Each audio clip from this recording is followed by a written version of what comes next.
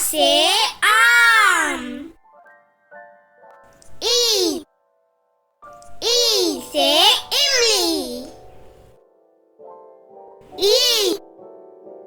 ई से ईख।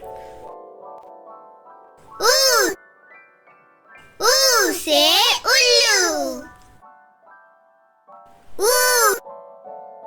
ऊ से ऊन। र से ऋषि।